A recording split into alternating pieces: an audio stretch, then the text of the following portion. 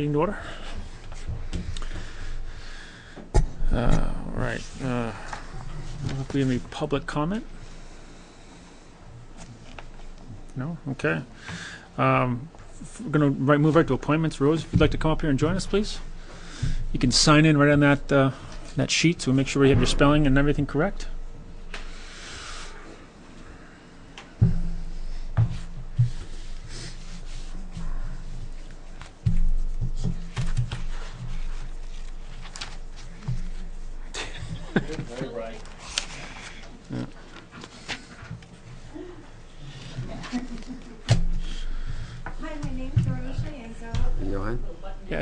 Make sure it's lit up.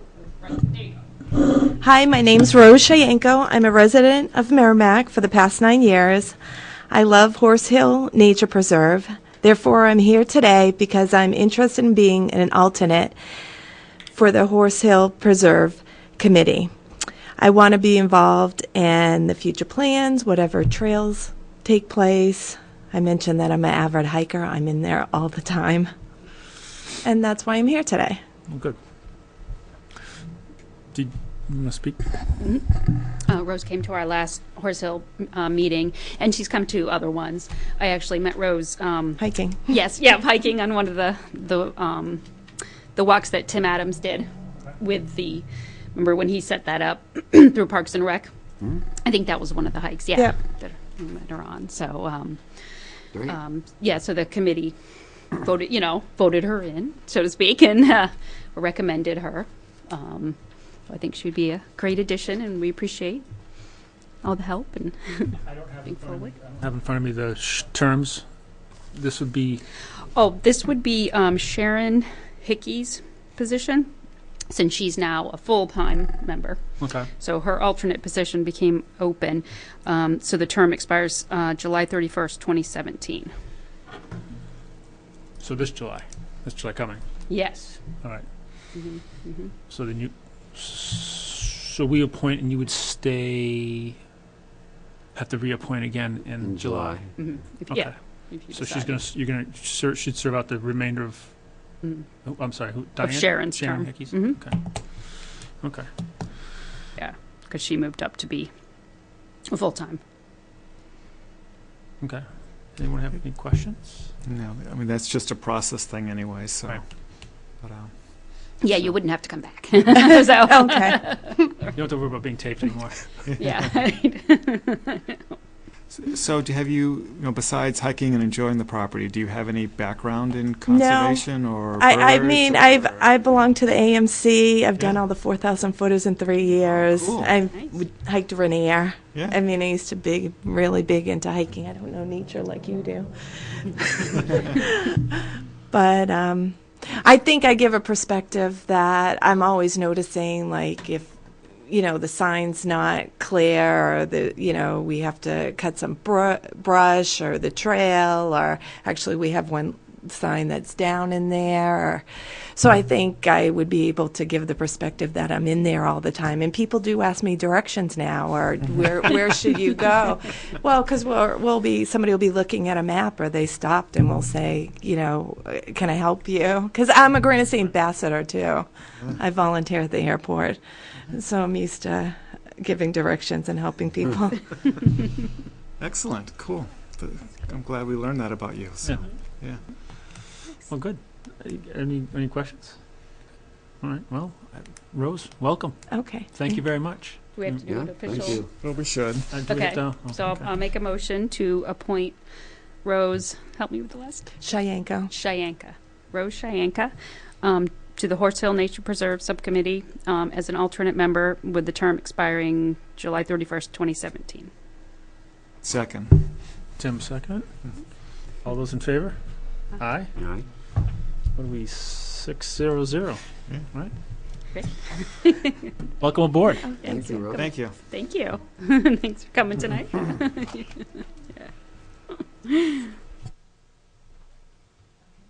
Okay.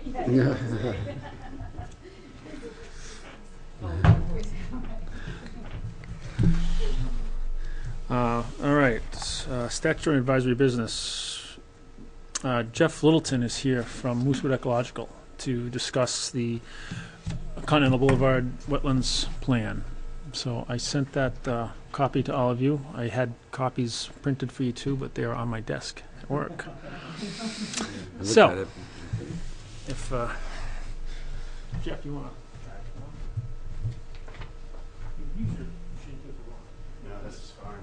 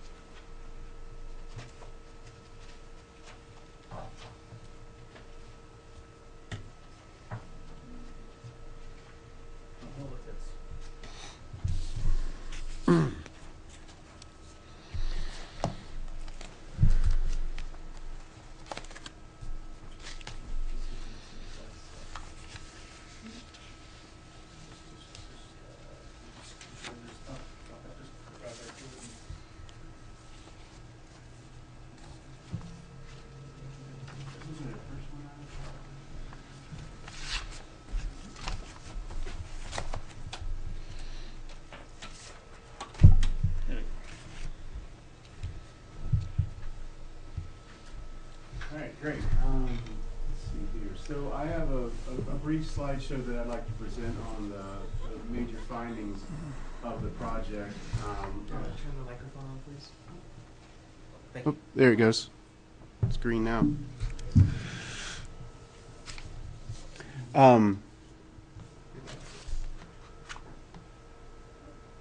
There we go.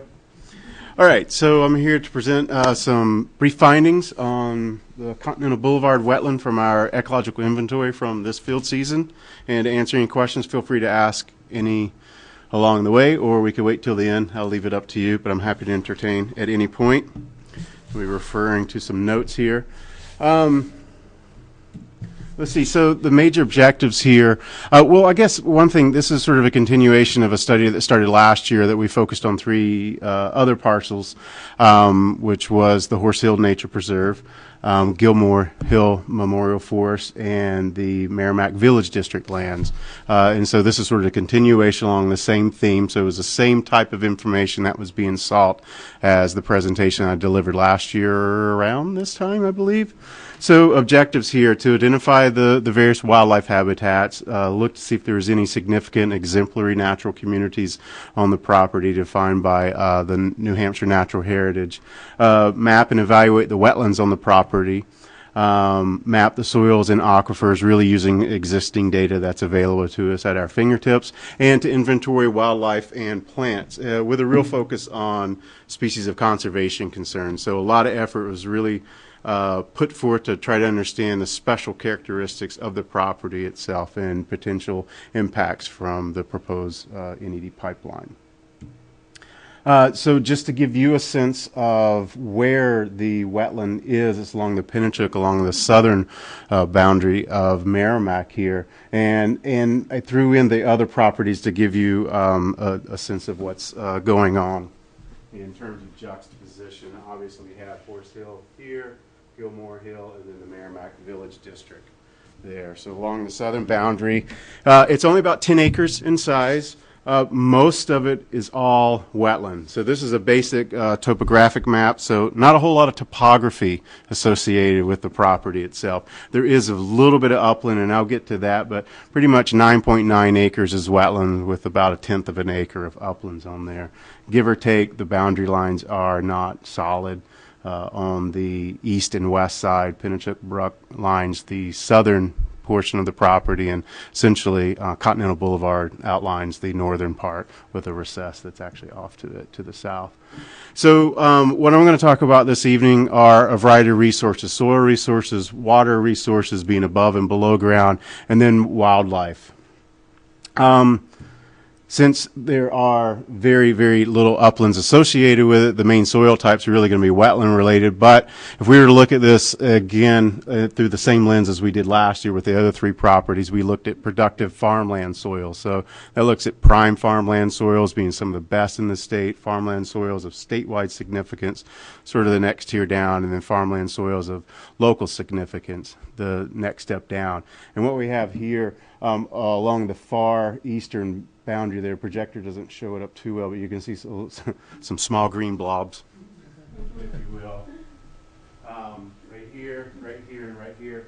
And for my mapping and what I've been given as the parcel boundary, this is basically what we can determine, that about 0.1 acres of the property is noted as farmland of local importance. Along those same vein, those same areas are also considered as productive forest soil, so we're looking at it from the forestry perspective, and we break it down between what's good for growing in a simplistic way, what's good for growing hardwoods and what's good for growing softwoods, particularly white pine. The soils around here are excellent at growing white pine because they're very well-drained, sandy soils. In fact, that's what's the major canopy species associated with the property.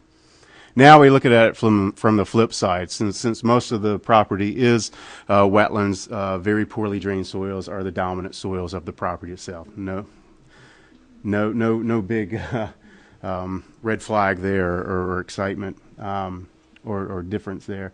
Now let's turn our focus to water resources, where we're looking at wetlands, streams, the stratified drift aquifers.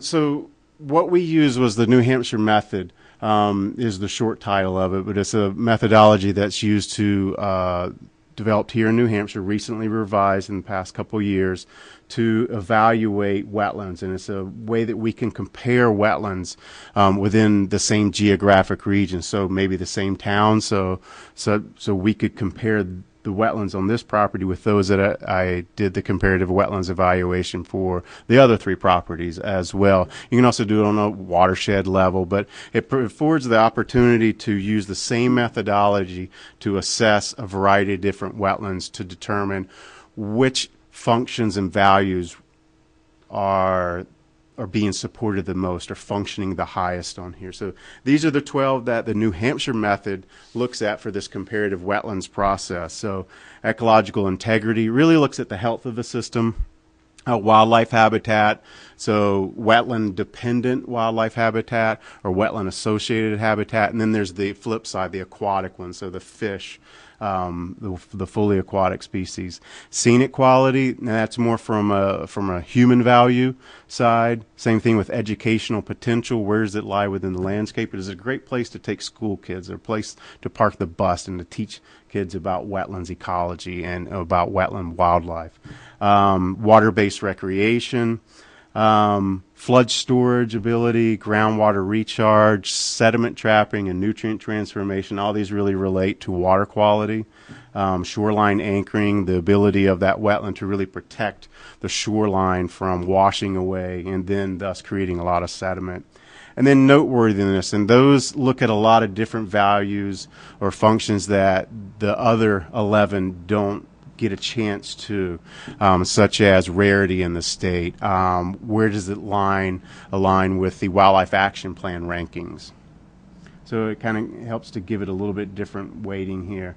So here's the wet. So yeah. Jeff, can I interrupt? Absolutely. So you went through, and in your report, you actually you rated them and you gave values. Can you give us an idea again? Just remind us what the range the numbers can be in. Yeah, absolutely. Because it's kind of hard for me to look at that and say, oh, that's a great thing. Right. So I'll point out what the major functions of this wetland is. So on page 7, there's a table in here that supplies you with the function itself and the score, and the highest score you can get out of it is 10.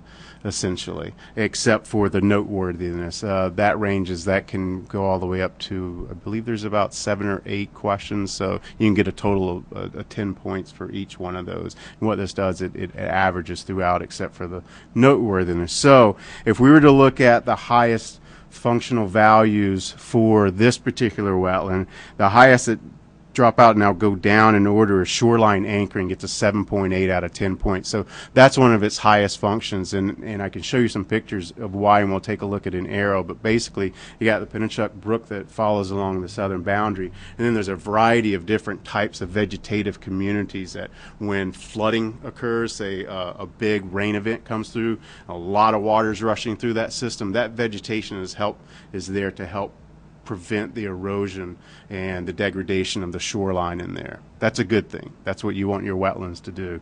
So it functions really great for that. It also functions really well at sediment trapping. So it starts to get at your water quality, you're holding the sediments in there. I mean, we're talking about a wetland that, while it's 9.9 acres on this property, is roughly more about 260 acres along the brook itself if we look at the big picture, within a watershed of that's almost 16,000 acres. So it's a big wetland in a really big system, while you guys own and manage 10 acres of that particular area. So sediment trapping is really good. Down from there, we're looking at three other aspects that range anywhere from 6 to 6.3 on the scale out of 10. So one would be educational potential. Where we accessed it was through the parking lot of, I think it was like I don't want to say the name. It was a quick change oil place. I don't know the name of it, but we went in and talked to them. They said, sure, park behind there because there's really easy access to the property. You were on the 101? Yes, 101A, yep. Okay. Yeah, and then I think there's a car dealership right there. There's Yep. a whole There's a whole bunch of them, series. right, yeah. Yeah. So real easy access. So that would potentially be an area, since there's really easy access, there's really good educational potential there to get school kids out to maybe check out the area. There would also be, what's it? Yeah. The school's right, one of the Oh, okay. elementary schools is right across All the right, street. so that could be a good play. It is a little bit steep coming down out of that parking lot, but there's also a little bit of flat areas. There is some poison ivy, so there are these other things that aren't actually factored in to this. It doesn't ask, is there poison ivy on site? There is poison sumac on site, though, and quite a bit of it out there. There are also hunters out there, too. Yeah, Just so you probably know. duck hunting. I don't know, but I live very close, and I hear the guns going off all the time, Yeah. like in the hunting season. There's a so- lot of deer in that upland around there. That's for sure. Deer sign was everywhere every Yeah. time we went Yeah. out.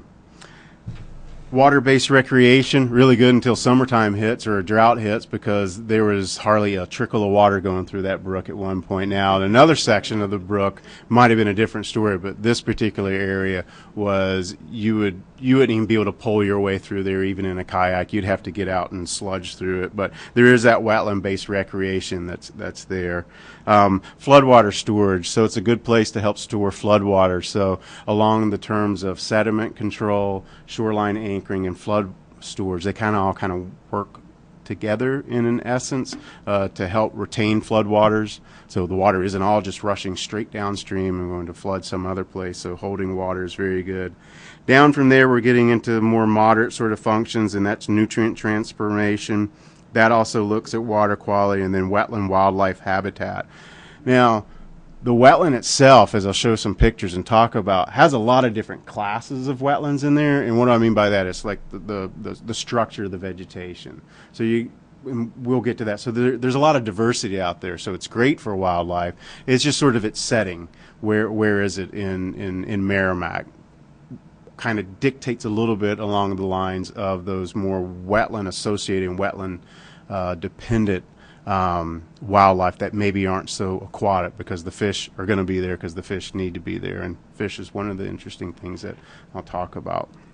So if I can, just one more time. So Yes. in the report, can you add a few words about the scale, so we understand that 10 is the highest value we can get for some of those? Sure. Only because 5 years from now, someone's going to read this, and I'd like them to have the same perspective. Absolutely. You know what I mean? So No problem. if you don't mind if I ask them to upgrade. Yeah. Oh, so let's jump back for noteworthiness. So I gave it a score of 30. To give you a sense of where that came from, one of it was sort of local significance. In terms of the Wildlife Action Plan scoring tiers, you have habitats or areas that are ranked really high on a statewide level, Those are, if you ever look at the map, that's the pinky purple kind of color. The green color is sort of the next step down that's highest in the biological region, so it looks at it more from a watershed perspective. And there's an orange coloration that says surrounding landscapes, that if you're really going to protect those elements within those other two tiers, protecting the surrounding landscape is important. And this particular property lies within that supporting landscape. So I gave it a 10 for that. It's connected to the Merrimack River. Merrimack River is a state designated river, so it gets significance in terms of that because it's hydrologically connected. It's just this property is just to the west of the Merrimack River. And then another point, it's located in an urban setting. So again, it's that idea that people can actually visit it. They can actually see the aesthetics of the red maples as they're turning red in the fall time. People enjoy that. It's visually pleasing. You can learn about wetlands. You can watch the wildlife in there, the ducks and whatnot. So that's what was part of it. And then there's definitely potential historic archaeological significance. I'm sure along Pennachuck there's probably a lot of places that have some archaeological significance. That particular property didn't show up as that, but the brook itself certainly does. So that doesn't show up very well. And I do have a few other pictures to show. So looking at the different classes here, so we have open water. So there's going to be a certain type of animals and plants that are going to be using open water. And then this area is also occupied by pond lilies, or what we call aquatic bed. So these are basic wetland types. Then you look behind here, then we have an emergent setting in here where you'd have things like banded sunfish and frogs and a variety of other animals using this particular place that won't be out here. Same for the vegetation. And then as you move back, you get into what's known as shrub wetland, and then further back, forested wetlands. And these are all based on structure, and they're really defined by depth of water. Because only certain plants can live in really deep waters, and only certain plants can live in saturated waters.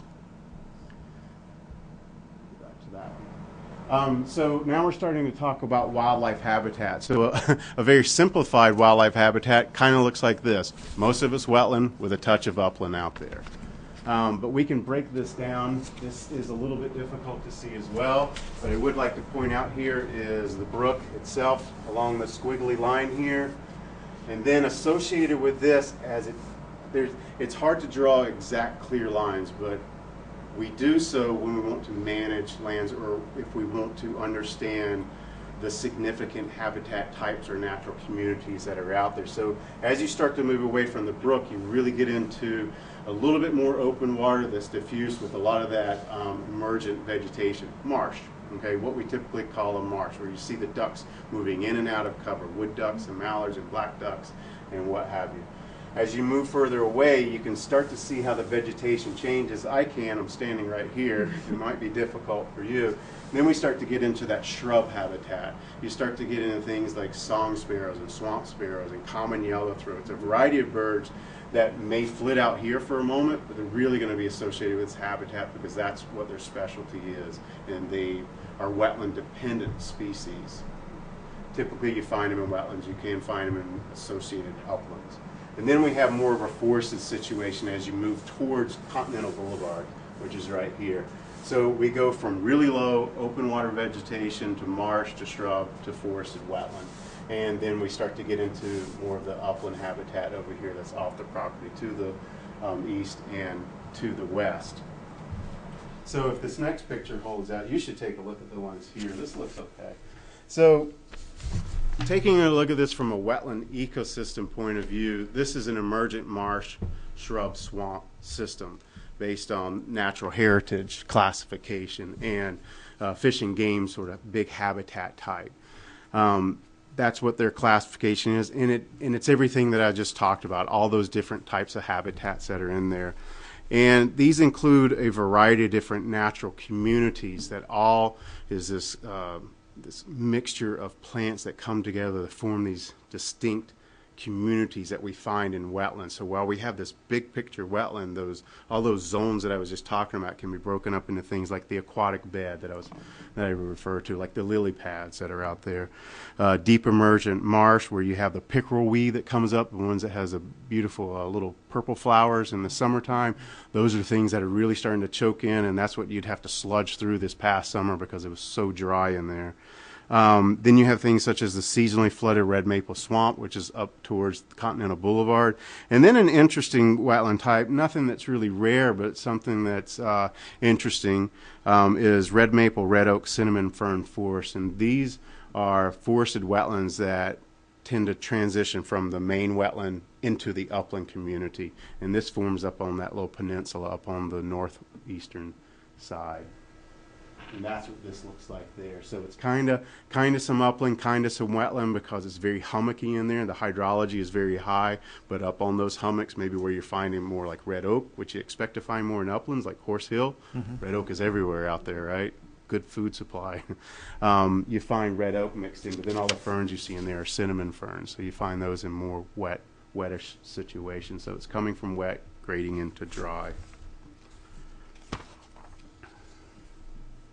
And this is a representation of the upland, and again, that along the eastern boundary, which there's no real clear markings where it is, but it's mainly dominated by white pine. Again, it's very sandy, really well drained, outwash sands that forms along streams. That's where we typically find some of the best soils for our white pines. There's some southern Appalachian oak species that are coming in, like white oak. There could be some black oak maybe coming in there, low bush blueberry, great tick habitat. Oh, okay. Very good tick habitat. We see lots of sign of deer in there pawing around, Great place for turtles to be nesting in areas that are open. We did see an open bank. I don't think it wasn't associated with the property though, turns out, but turtles are nesting up in that area. We found areas that were being dug out.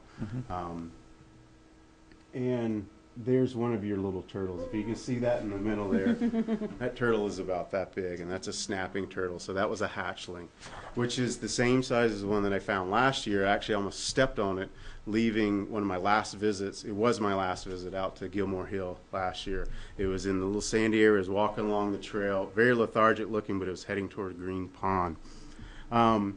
So those are the basic points. Oh, there's a couple other things I'd like to go over.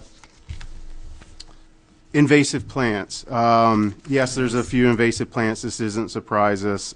Glossy buckthorn, Japanese barberry, and Asiatic bittersweet along the edge. And then there's some purple loosestrife in the wetland itself. So nothing non-expected. Species of conservation concerns. So one of the things that we did systematic bird surveys in there, just like we did last year. We also did trapping for turtles because of what the Natural Heritage Report said, what could be in there, and just my experience from working for the town on several other occasions. I have a good sense of what's around the area and what this habitat could hold. So we did trapping for turtles and fish. So many, many years ago, Fish and Game was doing some various surveys all along the Pennachuck, and actually this particular area, they did find a species of conservation concern, a banded sunfish. Those little fish, those little like minnow kind of size fish. So we did some trapping surveys to see are they still there, just to confirm that. We didn't find them, but that doesn't mean they're not there. And the trapping for the turtles, what we came up with were painteds and snapping turtles. One really huge snapping turtle was hanging out there this year. There are a variety of other reptiles that could be using that definitely throughout the year, and definitely the adjacent uplands has good habitat for that as well. In terms of wildlife, we cataloged a little bit over 30 different species of birds in that area, mainly during the breeding season, but every time we'd go out, we'd record everything we'd see and hear. Birds always, because there's a lot more species of birds than there are just about anything else, that always tends to be the highest on the list. Those that are really associated wetlands, Baltimore oriole, common grackle, common yellowthroat, eastern kingbird, gray catbird, great blue heron was noted in there, doesn't surprise me. Mallard, red-tailed hawk used in the area, red-winged blackbird, song sparrow, swamp sparrow, tree sparrow, warbling vireo, wood duck, and mallard. And I'm sure there's a variety of other that can be using the property as well. Reptiles, I mentioned snapping turtles and painted turtles, garter snakes along the edge. Amphibians, talking about frogs, green frog, pickle frog, tree frogs, and peepers. And mammals, deer and raccoon. Since it's highly urbanized, you may get otters definitely moving through there, hanging out for a long period of time. Probably not. It's a fairly small wetland, but it doesn't mean they couldn't be going through there and feeding as well, because there's definitely crayfish in there. That's one of the ones that they really love. Being sort of more in an urban setting, you are reducing the diversity of wildlife. But there's still a lot of stuff that's going on out there, despite it being in between 101A and Continental Boulevard, as people driving by not even realizing maybe what is happening out there. So significant urban wetland. Nothing rare popped up during this, but based on other studies in the area and what Natural Heritage has noted in the area that has been reported to them, there's definitely the potential for others to occur on there at some point in time. And that's about it. You might have any other questions or comments about the report itself for clarification. Since you were talking about birds, because I live down on near the intersection of Tinker Road, so you know the little wetlands that's off there? Yeah. Okay. Yeah, I know the area. Yeah, so we've seen, because sometimes critters will come from that swamp, and we saw an American woodcock, the one that has the long bill and does the weird walk. That was in our yard one time, so we were very confused and Googling. It was an American woodcock. It has this, I'm not doing it. And we also see a lot of pileated woodpeckers, which is nice. Yeah, there was a few woodpeckers using that area out there, and again, the adjacent uplands, there's a lot of different birds. You know, I mean, we were getting blue jays and crows, and then you get a lot of birds that are flying over, like cedar waxwings and goldfinches are cruising over, and they may stop on the edge of the wetland for a while. So there's a lot of critters that are using those. The birds that we identified, a lot of them were really during the breeding season, and so that does get at, well, it is being used by birds for breeding, that's for sure. Yeah. You know, and the frogs are definitely breeding out in that wetland. You know, I'm sure there's toads out there. We didn't pick up on that. Yeah. But it's like when you live near an area, you definitely have more chance for observations all throughout the year, and then through successive years as well. So. We've had we call him Walter. We've had a tree frog, and he's lived, I don't know, I think it's just his relatives, but we have a rain pipe and a planting thing, and he's lived in there, and every night he pops up, and then he comes and he eats the bugs on our door. But he's been there for, him or his relatives have been living in that rain pipe for 7 years. Yeah. So it's hysterical. You got all the insects over there, so it's perfect. Love it. Yeah. You got a great food source for it. Yeah. Yeah. But it cracks me up how the future generations keep coming. It's like, how do they know about this rain pipe? So. Learn behavior. Yeah. Exactly. So. We had a conference in here a while ago, and one of the participants in the audience made a comment to me, outside about that property, and they found I don't know anything about the birds, but he made a comment about some great birding out there, and he goes out there all the time. Is there anything unusual out there that's anything unusual birder wise? We didn't pick up on anything unusual birder wise. I mean, there's a lot of birds that are using that particular area, and again, because of a lot of different habitats. So if you just have like a shrub swamp, you're going to be limited on what you're going to have using there. You're not going to have the great blue herons necessarily coming in, because the hydrology isn't going to be in a way that's going to support fish and crayfish, a food supply for it. So what is unique being in an urban setting is the different types of habitats that are on that property. So that does make that unique to have all those different habitats to support a variety of different birds that are on there. So he was just excited about the variety of birds out there then, for considering the size of it? Yeah, definitely. Yeah, absolutely. And these aren't necessarily really sensitive birds. They really wouldn't be. They're to be honest, but we cataloged a little bit over 30 different species that were within that one particular area, and these were either using the wetland itself or the adjacent forest edge out there. So I think it's a significant wetland. I think it's a significant resource in that it does function very well for floodwater storage, sediment trapping, that shoreline anchoring. It's really close to town. It's that wetland in an urban setting. So, there is the potential of investigating maybe a little bit further to see how safely and easily it would be able to get groups to come out, especially if the school's right across the street. It's a wonderful resource. I mean, obviously you got Horse Hill, and there's ample parking that's there as well, and lots of walking around to do, but something that's really close to school to get the kids involved. And I'm sure that they would go crazy out in the wetland and have fun. That's generally my experience in taking out elementary students. Hang on, wait, splash, splash, splash. Yeah. Got to get your feet wet to learn. And not get yelled at because they were at school. Right, exactly, exactly. It's really fun getting across Continental Boulevard. Oh, yeah.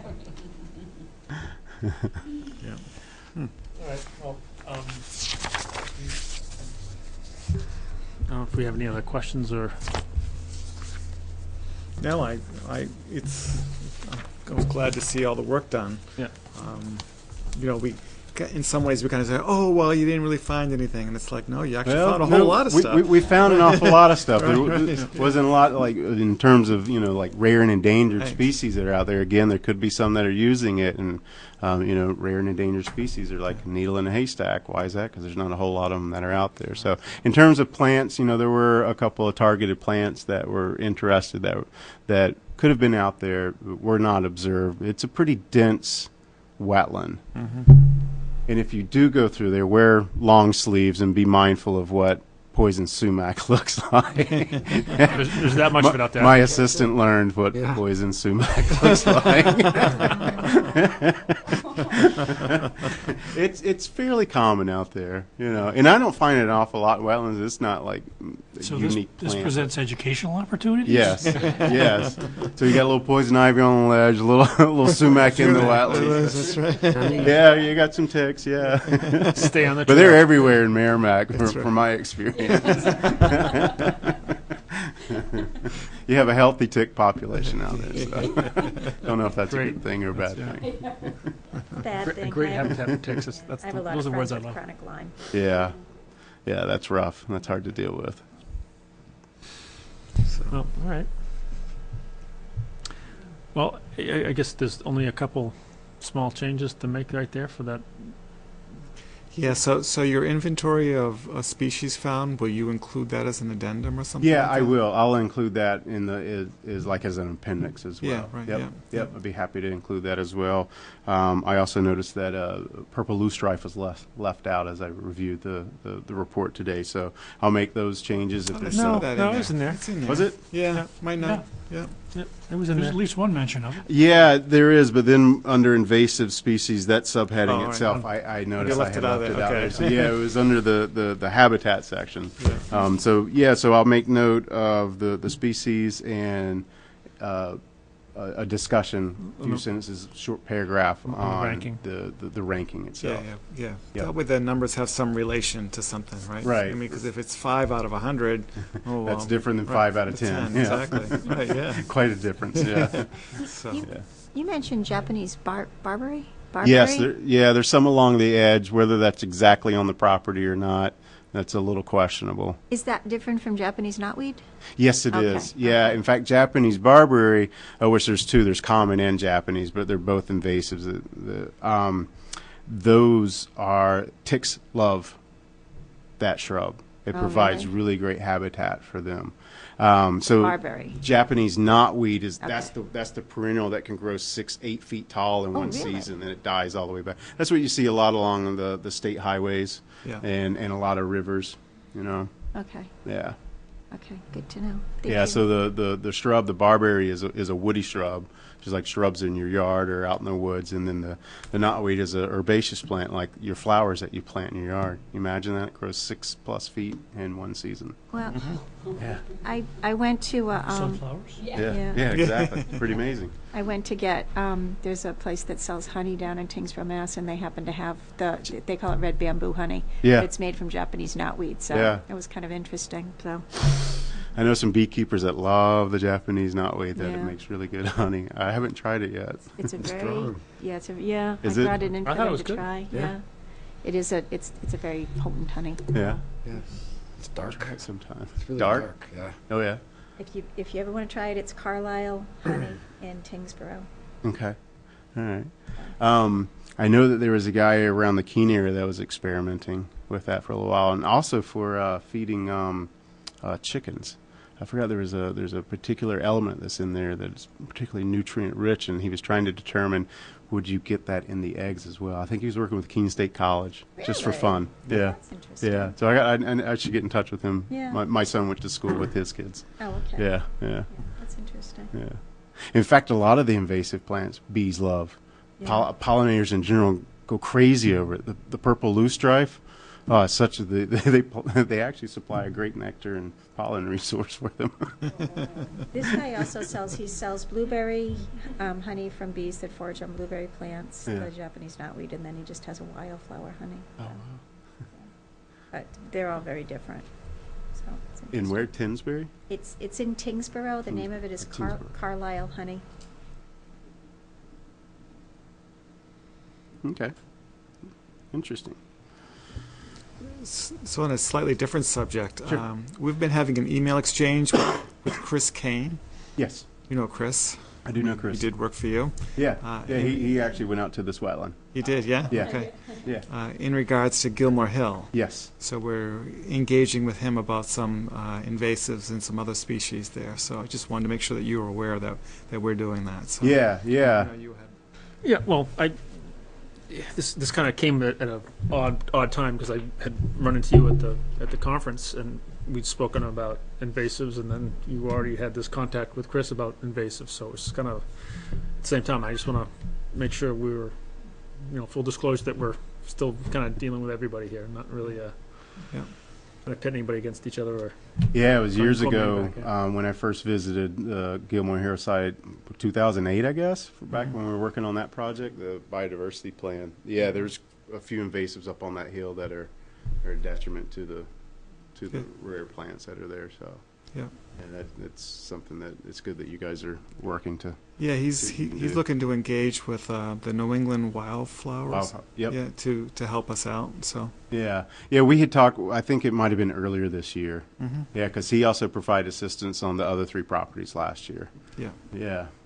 So, yeah, he's been familiar with Gilmore Hill for ever since 2008, maybe even just. Because I know him and Andy have been out there as well when Yeah. Andy was more active. Yeah. Yeah. So, yeah. Yeah, I think he went out, he went out there with somebody else from the New England Wildflower Society Yeah. around that same time that we started the biodiversity project.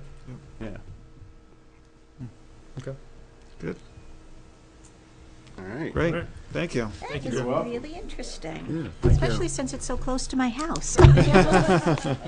Oh, it's an interesting piece of property, and floristically, wildlife as well. There's interesting things that are happening out there, but just because of that rare natural community that's up there, there's a lot of interesting things that are going on. And that community probably extends much further north as you cross over that power line right of way. But just on the, I'm trying to close this thing out. no, don't worry about it. There we go. All right, so if there's anything else in this plan, let me know. And otherwise, I'll continue to wrap this up. I have a couple of reports that's due to Fish and Game that I'll give you guys copies as well. That helps address a couple other elements that you'd want to know about. Okay. Do we want to put a timeline on that to get, if we have any comments and stuff, to get things back to you, back to Jeff for? I mean, I mean, I've read through the report. Everything that I had commented on, I've Okay. already commented on. So. Okay. Yeah. I don't know if tonight was going to help people digest it a little bit better. Yeah.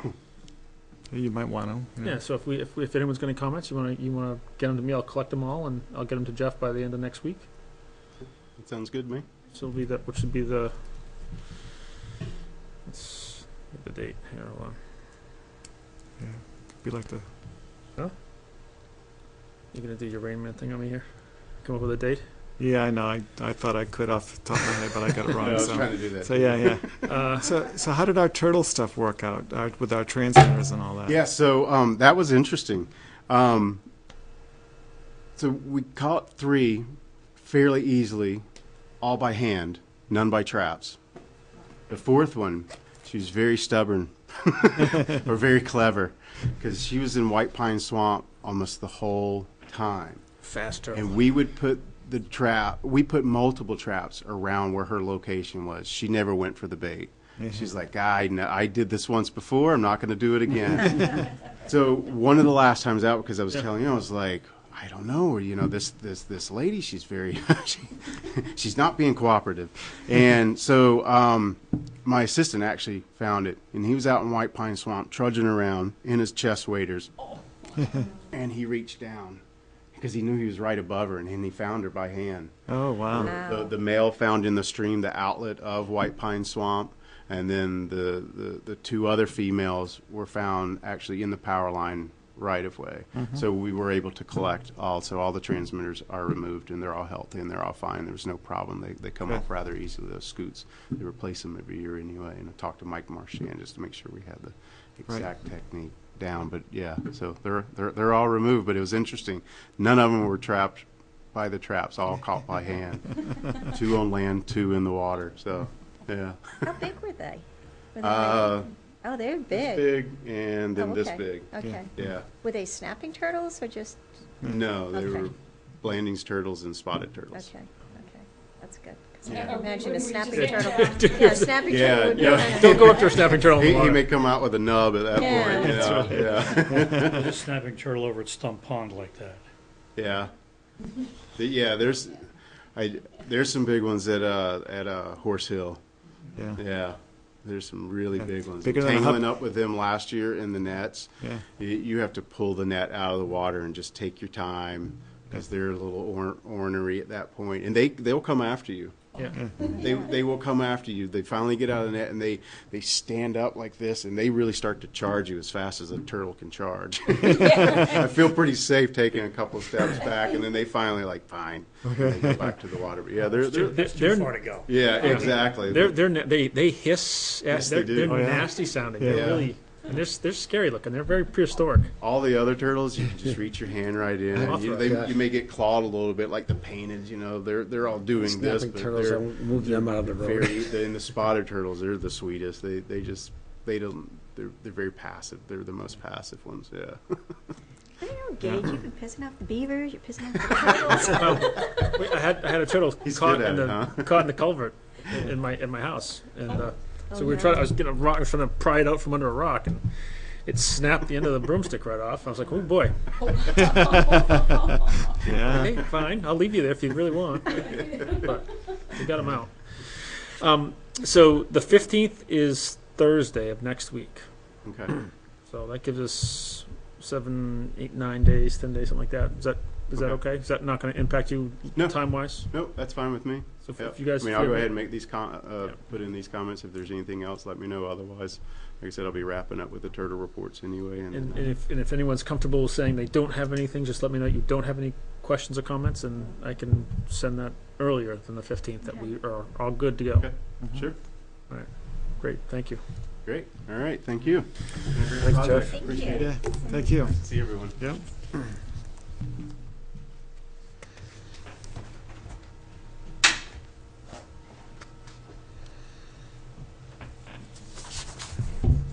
I didn't realize I had a list of light switches over there. Damn. Bye-bye. Good night. We'll see ya. Thanks again, Jeff. Thank you.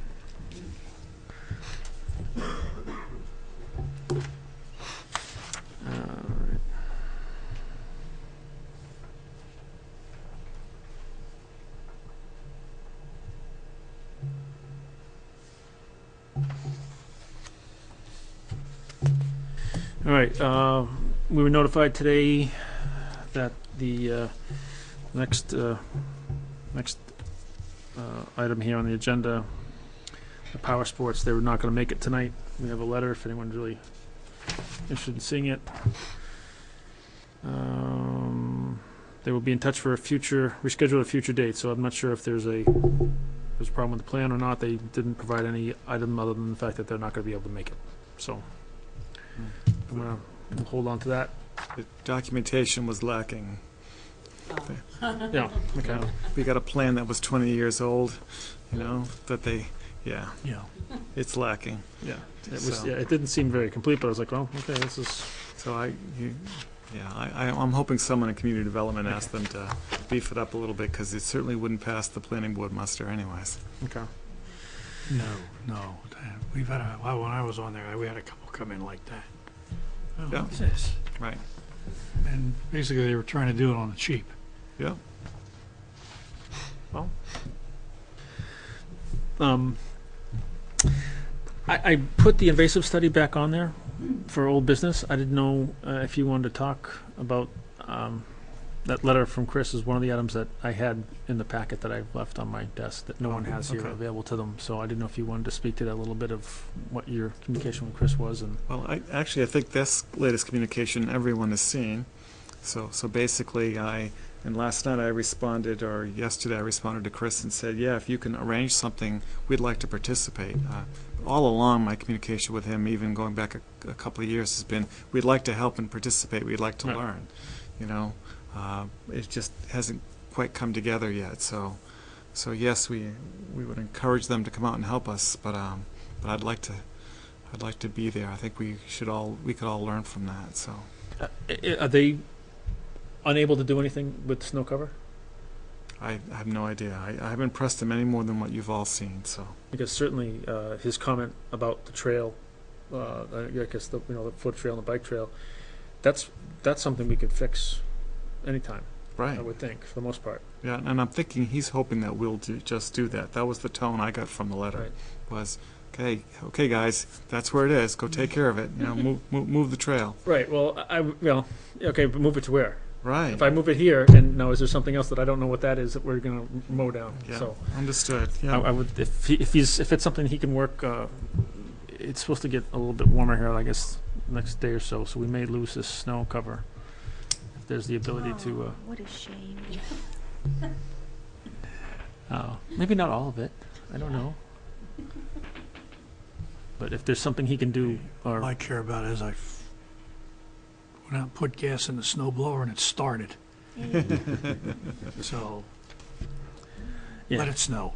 if there's something he can do with snow cover or in Yeah. the season, even particularly with the trail relocation, that's definitely something we can work on, regardless of the Yeah. of the flora and fauna. Yep. All right. New business. So there's nothing really agenda there for new business. So I guess we could go on any of these, but we spoke a little bit last time about having some reoccurring projects on the different parks. We've got three active subcommittees, three very active subcommittees. If they could come up with a couple projects a year, each one of them, like 3 or 4 projects a year, we could have an item, MCC-sponsored event every month. We could, a weekend or whatever. And, you're doing 4 events a year. We could do the same 4 events each, 4 different walks, 4 different whatever. I mean, Wildcat's got a great, they're trying to do that dog party there, that, Right. Every other week or something like that. What's the schedule for that? Or is Well, there one? Well, it hasn't been started yet, Yeah. but the thought was, every couple of weeks, meet at the same time, whether Right. it's a Saturday or a Friday or whatever, same time, same day, and just go. Who's ever there at 10 o'clock, you just go, or 9 o'clock or whatever it is. So I have not followed up with a member who suggested doing it. So, but I think she wants to put it together. Okay. So And this goes in cooperation with Parks and Recs, like they're with it. It's open. This is an open agenda. I mean, obviously, to the three of us, right? I mean, we sit on 3 subcommittees right now. I'm going to kind of speak for Matt because I usually go to this Greater Woods one. But if we could come up with it's the first Saturday of the month or the third Saturday of the month or whatever it is, and just like a fixed schedule, there's an event. It could be a walk. It could be a seasonal. It could be invasive training. It could be we do the vernal pool party at Greater Woods, and that we go up there. We get 7 or 8 people. We had 12 people last year, or was it last year? 2 years ago? Years ago. Yeah, not last year. It wasn't last year. I think it was this spring. So you get a new round of kids go up there. They get the whole jellied eggs, and I think that's the. Would you let me? I mean, if I can get some people together, because I asked one person today, would I be able to do like a fairy and gnome house walk or something like that at Wasserman Conservation? I mean, is that in their parameter of things that are allowed? You could make it happen. I wouldn't see why Is that not. something that you guys would I mean, I'm the new kid on the block, So out there they have a fitness trail where you have places to do push-ups and pull-ups, and so why not have something like you're suggesting? Well, I'm just thinking to have a bunch of kids come over and just make. You know how they have that fairy thing down in the Gurley Park? They do, yeah. Not I know to of that it. I don't extent, never but been. kids can dress up, and they can.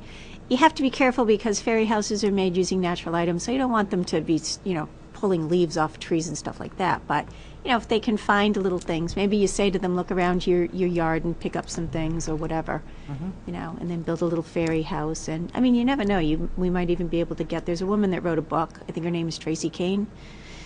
I mean, she goes to there's one I think out in Portsmouth, and she goes to that. So who knows? Maybe if it got big enough, she'd come out to this one. You never know. I mean, it could be something fun for the kids to do. That's the kind of family activity that Parks and Recs would want to cooperate with you on. Yeah. Too. I mean, obviously it's going to have to be somewhat seasonal. Right. Well, that's just it. But I don't know if. I mean, I've gotten chased out of. You would have laughed because I've gotten chased out of Horse Hill by all of those little bugs and everything. Yeah. And my friend and I, we literally ran out of there screaming, going like this. So you would have laughed. Yes. But when is it's even better than my American woodcock imitation. When is the best time to have people in there when you're not getting like besieged by gnats and stuff? Oh, yeah. So It's not good time.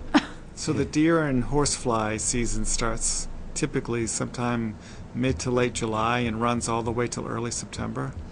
It's like 6 weeks or 7 weeks, right, Deb? Then Yeah. I mean, it varies from year to year, but that's about it. black flies, the mosquitoes. Well, then you got black flies in May, right? Yep. So. New Hampshire's national bird. Yeah. What's in June? The mosquitoes. Yeah, but mosquitoes are at night. Yeah. The worst months are June and July, I think, Really? For what? for everything.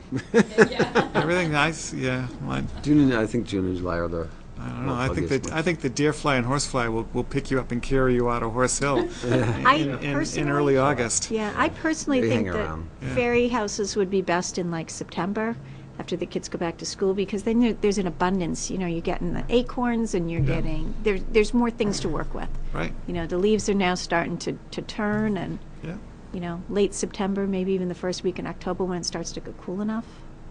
We could do something like that. Yeah. And there's no hunting in Wasserman Conservation, so you don't have to worry about getting shot while you're there. So. Yeah. Which is nice. That's a plus. Okay, so maybe what I can do is start, getting some preliminary things put together and think about what we could do for that. Because we have three properties that have subcommittees, and then we have all the other properties, Gilmore Hill, Washburn, that don't have subcommittees. So if as a group, MCC wants to try to find a couple activities for those parks, and then the others can be done through the subcoms, then that we could every second Saturday, whatever it be, but a set schedule so that every month there's something MCC based. Well, then the other thing too is, because I have crafty friends, if we wanted to do something like that, and some people wanted to have refreshments, and some people wanted to sell some of their crafty things, would that be allowed? you're thinking? I don't know. Okay. That might be. I don't know if we, I don't, yeah, if they're gonna Wasserman bring has items for buildings. sale, I don't know if that's really something that we can, Okay, well, that's, I don't know. I We mean, I'm wouldn't just endorse. thinking of things for, do we make, how I can position this to There people. may be some.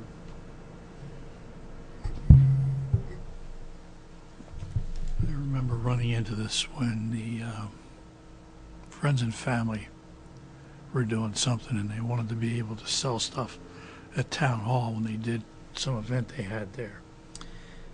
aren't they, they're a nonprofit though? Yeah, I know. Well, this is someone, a private citizen selling their own crafts, Well, you know? so, I'm not sure, I'm just, You'd have to comb through Yeah. some of the administrative code to make sure that there wasn't anything in there about it. it's either that or engage with Matt Casperius, and maybe he can utilize the rec hall or something like that, and it can be done in a manner that way, Oh, okay. right? You know what I mean? That way you can have the conservation property right there, and then you have a place where people can really set up and not worry about, even weather, Yeah, right? that's a good point. but- Yeah, because I think, it would be fun if you're going to do some sort of family event. I'm thinking of what they do at Greeley Park is they have food and they have entertainment and they have, they have little crafts set up and, music and, Yeah. so it's a question of how big do we get it and what are the rules? Right. Because I don't want to break the rules. I'm sure he can walk you through some of that. Okay. So. All right. So this is good. This gives me a good amount of time to Okay. Excellent. All right. I'll have some thoughts on it, and then I can update you in another month or two. if we can work with our subcommittees Yeah. and see if we can, again, 'cause it's, 3 months in the, each one takes a month in the winter. We could do animal tracking and see what's the different animals on each of the different properties. It's, we can do, I don't know, just something unusual, something interesting. Okay, that was my new non-agenda new business.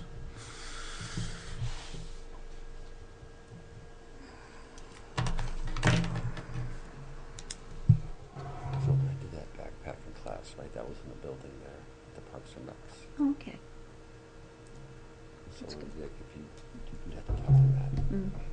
I just have one person that I know that. All right, other business.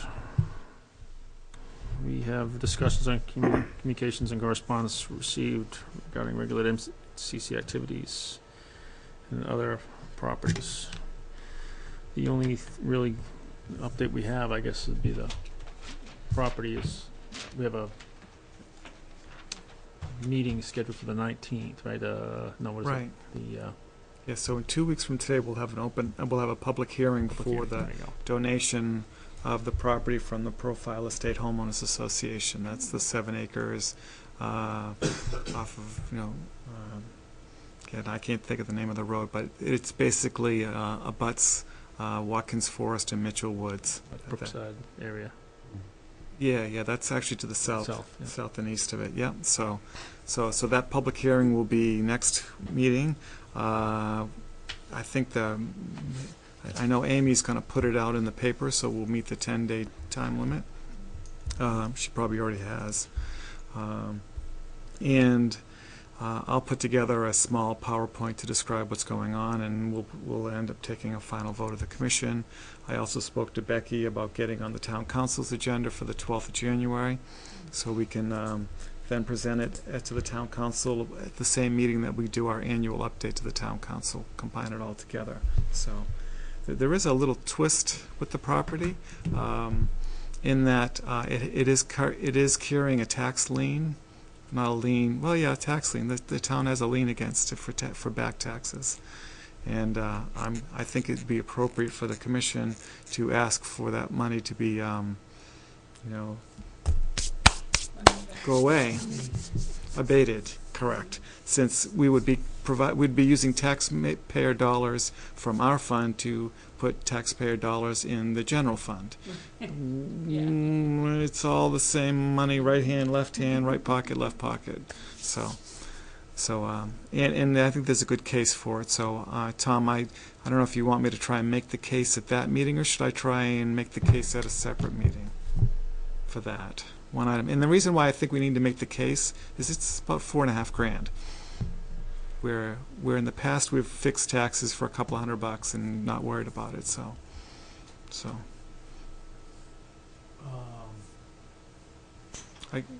Eileen's aware. Maybe I can talk to her more. Talk to her about it. Yeah. And see,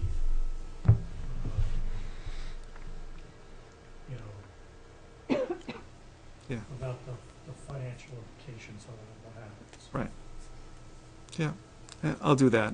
She's aware. Kerry has been involved, our attorney. So I just got to rehash that because it's been in the back burner for about 6 or 7 months, and now that we're getting close to time again, it's time to bring that back up again. So. I think, from my personal perspective, I think that if you go in with too much, okay, like your annual meeting, and you want to Right. pull people in all of a sudden, and oh, by the way, can you write this off? Yeah. Okay,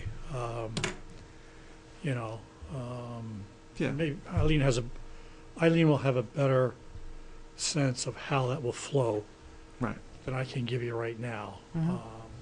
Only because, as you said, she's been involved Yep. in what's been going on. So, I just, that's all I'm saying. Is, Okay. So I have another property, one that's been backburnered for quite a while. If you all recall, there's a development going on across from Horse Hill, what was known as the Tomasian properties. Okay, so that development is nearing build out. You might say it's the lots have been divided. I think they were actually trying to do final paving on some of the roadways.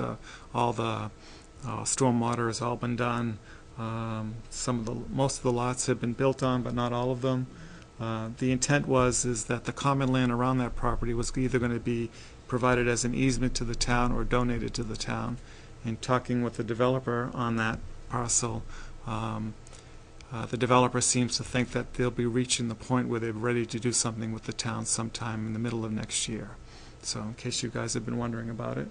So certainly I was told within 2017 it'll be done. Right now they're utilizing some of that common property that's going to end up in the town's hands, the commission's hands, for storage.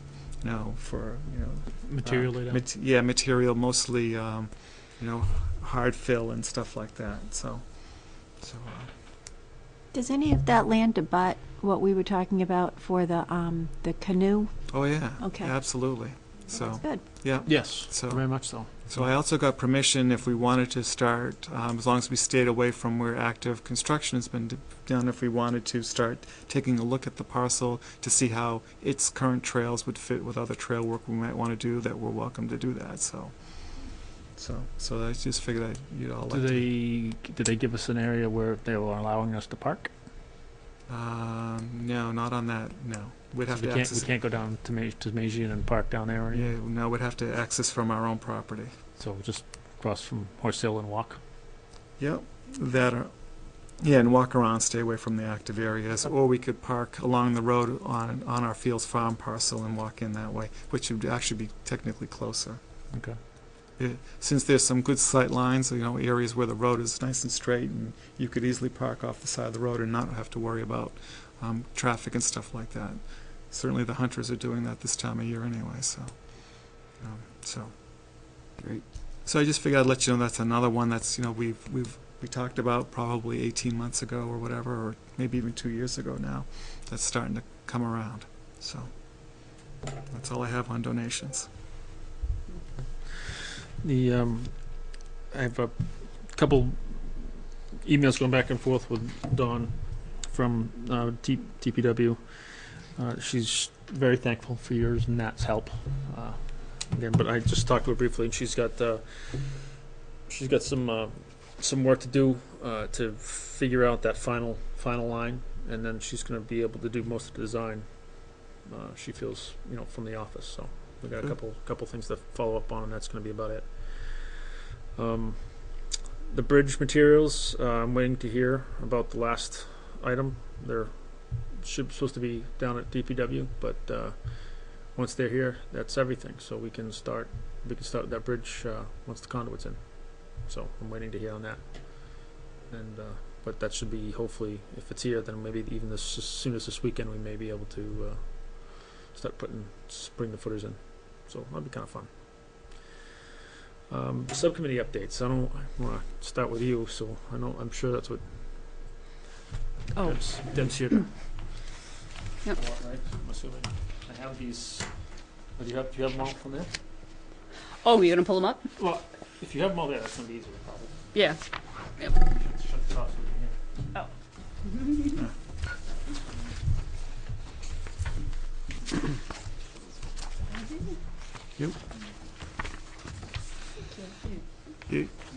You're going to want to email this to Dawn, our minutes taker, so that way she got it. I sent it.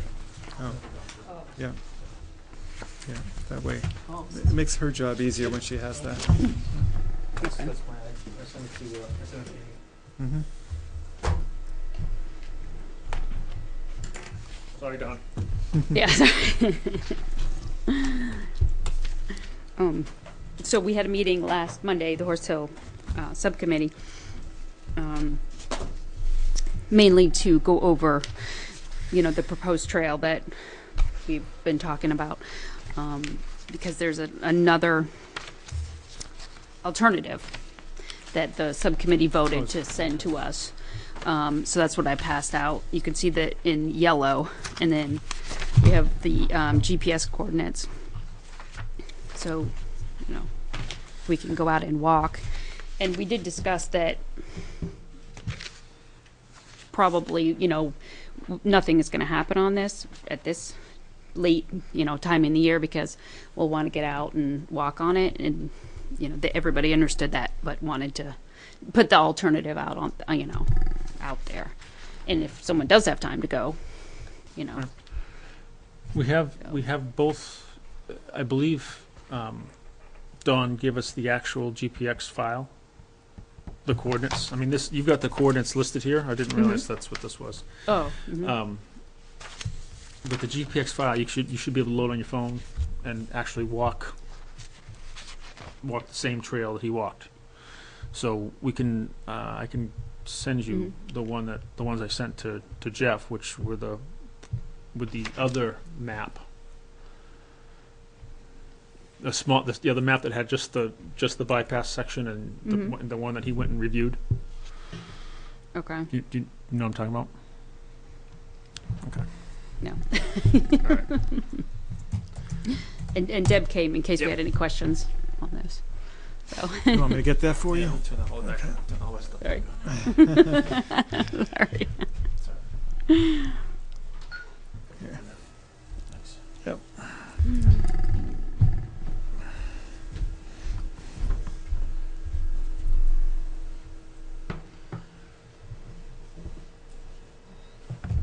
Good, we can turn the lights down again. Thanks, Mike. Oh, thanks. All right, so see if this is gonna.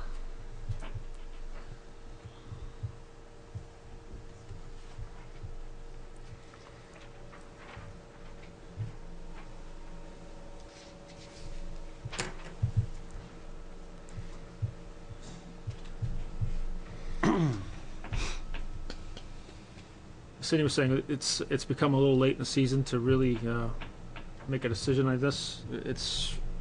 The ground's already starting to freeze, so we can't really make a very good assessment of wet areas and what they're going to be like. So we're probably going to table this until sometime into late spring. But while we have all the data, we might as well just so everyone can see it, and knows what we're talking about. And if this.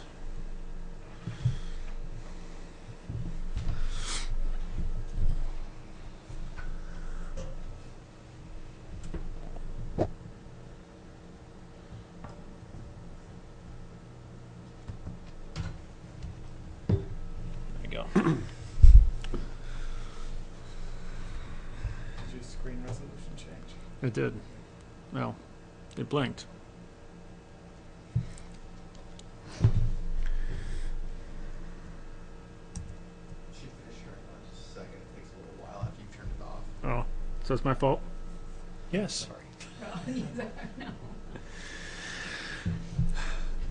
Yeah, so what the genesis of this was, there's a trail, we've already looked at the second half of this trail and approved the build of the second half of this trail. It's from the summit, I shouldn't say from the summit down, it's from the original trail up to the summit, coming in from the parking lot.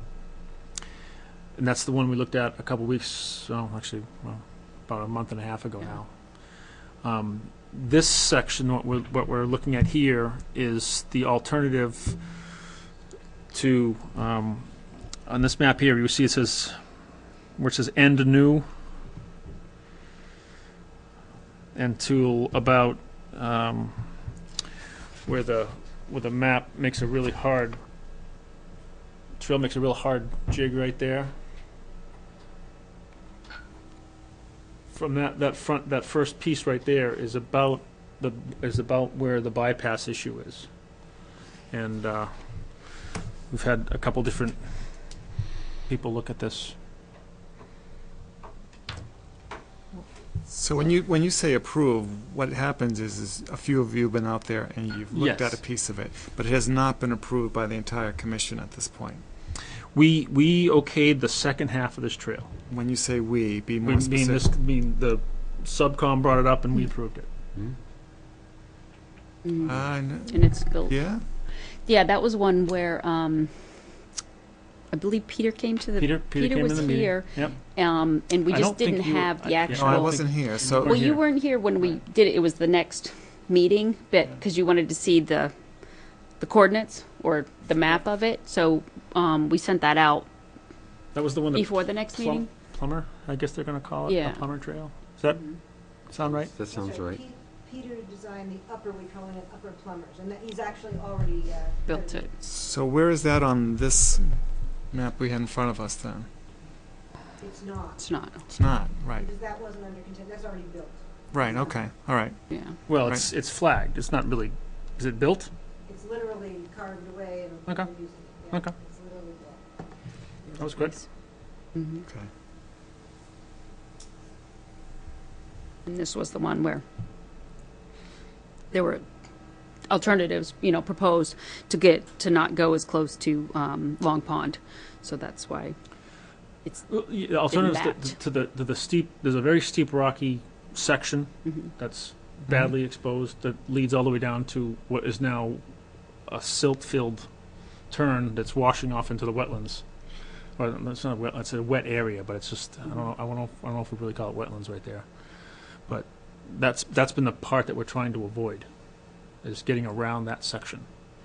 And so the trail starts from above that section and goes up to the summit, the new trail, and then this is the section that's going to try to get to that same point from the start to that point. And the subcommittee also voted to, I guess, they would like to see this be a multi-track use. Multi-use, yeah. Yeah, a multi-use instead of single How? track. But Deb, why don't you come join us, please? You mean a wider trail? yeah, a wider trail. So I attended the meeting as well, and I brought this up with you in an email a couple of weeks ago, but if we're going to, in my opinion, if we're going to discontinue a portion of the existing trail and replace it with a new trail that we feel is better for in whatever way, it's my strong feeling that the new trail should support all the same uses as the trail it's replacing. Unless, of course, someone could say that having one particular use was detrimental no matter what. But I don't think that's the case here. So I brought that up with the subcommittee as well, that I kind of felt that way because this is it is a well-used trail. It's not like it was put together for one use. So I was of that opinion, and I was glad to see the subcommittee take a vote that said the same thing, that they'd like to see all the same uses that are approved for the current existing trail continue with this one. the downside of doing that is that the way it's currently shown in yellow, in my opinion, is that it's going to, for a hiker, it's going to add a few extra feet to it. And there was some concern raised as to whether or not this new layout would support the cross-country skiers who tend to like to have the longer, straighter stretches as opposed to the twisty turns. So, also we need to be cognizant of the fact that this trail here, which was brought to my attention because I had it wrong before, is actually in the definitive plan is shown. The existing one is shown as supporting snowmobiles, which also won't support really tight turn radiuses. So we have to be careful in how this gets laid out. So, Well, the snowmobiles, to me, is a seasonal item. So Right. this trail, once you're in snow cover, that steep trail, well, it's not ideal, would still support a snowmobile. So I mean, that might be something we can close seasonally. okay. I think you'll have a hard time doing that Yeah. Well, because every year the season's going to be different. I know from our previous experience that it's better just to close off a trail Yeah. completely and then let nature take over. And eventually it'll fade off into oblivion. Yeah. So, yeah, this is not going to, for whatever reason, it's not going to come up right there. Come up. yeah. You did the magic key combination. No, it's Yeah, well, you're right. changing. It's changing each time. It's not your computer, I think it's this. Did it pull out of the back of the unit maybe or something? No, it's secure. It's seeing it. It's seeing it initially because it's trying to change resolution. Search it.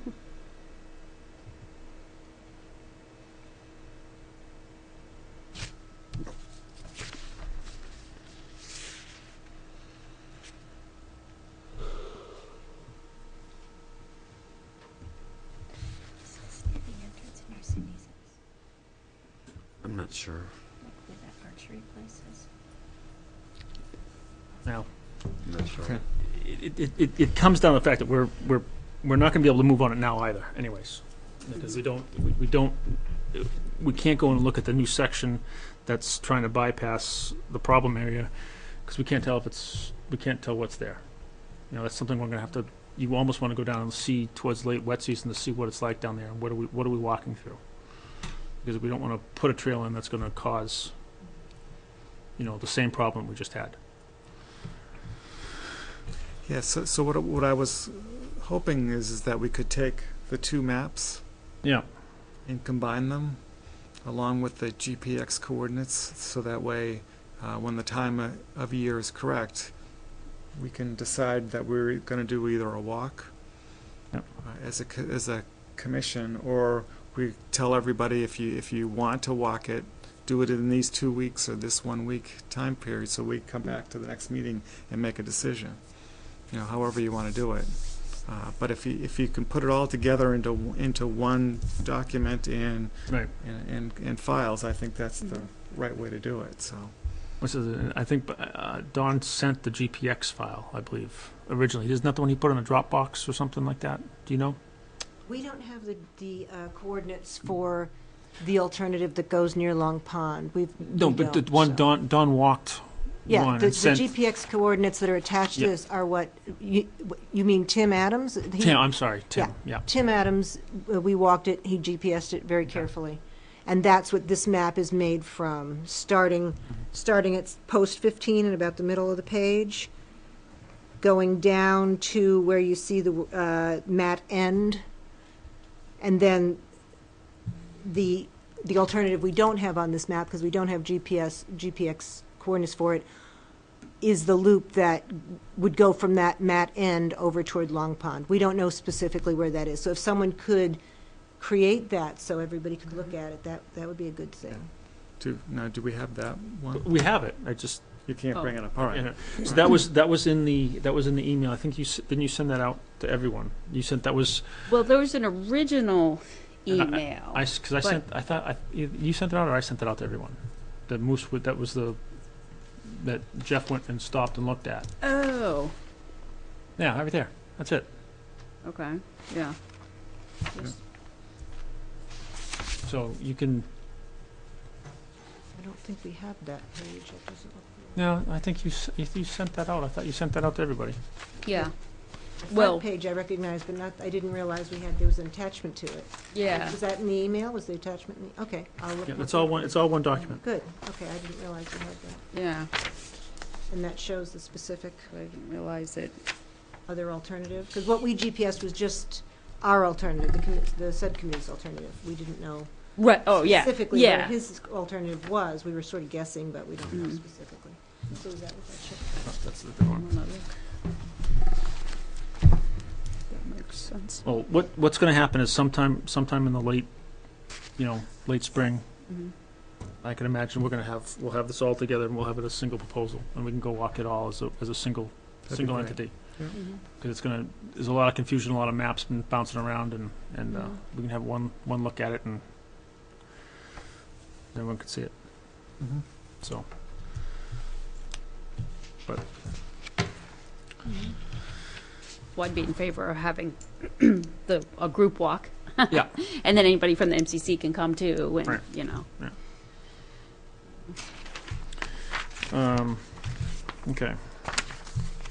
So that's an item that you can squirrel away, and it'll be out again in a couple months.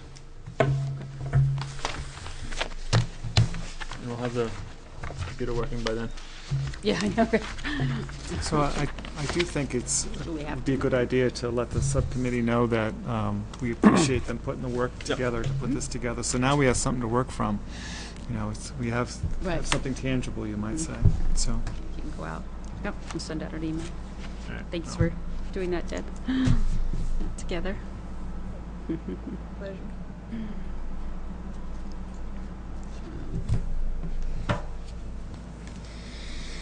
Okay. So we can make this quick. You guys want to go over the minutes? When time for kickoff. Sorry, we were here till like 10:30 last time. Oh my gosh. I did not get to them, since I didn't pick up my packet. I didn't read through. Wow. So we can't make a motion to approve with Cindy's corrections? Nope, but you can with Gina's corrections. Yeah, Gina's corrections. She made it. Corrections. Thanks, Deb. Does anyone like to make a motion? Make a motion to approve the minutes of November 21st with corrections. Second. Second? There you go. Tom seconds. Mike makes a motion. All right. You can go Any, first. any comments? I haven't read all of it. Oh, okay. I caught that one too. All right. You want to start, Gina? Page 1, line 39, Buckley's Great Steaks. I'm sure that Buckley has great steaks, S-T-A-K-E-S, but we're going to talk about is S-T-E-A-K-S. Sure it's not a horse race? Maybe. Or poker? You guys can help me with this one, because as I was reading it, it just read kind of rough to me. It's on page 3, line 42. The area that would require frequent updating to remain current. In context, the first thing visitors to the site see is what's new, where the most dynamic content would be located. And then the sentence is the area that would require frequent updating to remain current. So possibly it needs to that. be I was maybe that. Yeah, get Supposed rid to of be that. the sentence before. Yeah.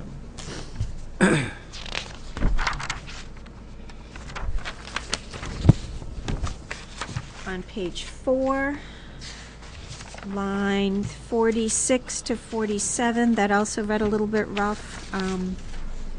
So it was number of trails, but would be excluded from a number of the properties, and other trails on properties that have trails that allow them.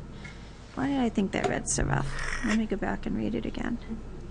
Commissioner Tenham agreed the commission should get out in front of this. Chairman Perry stated to him, "It's an easy decision, but it is motorbike." Vice Chairman Karen stated if that is the case, they would be allowed on a number of trails, but would be excluded from a number of the properties and other trails on properties that have trails that allow them. I don't know, it just read a little rough to me towards the end. No, our suggestions.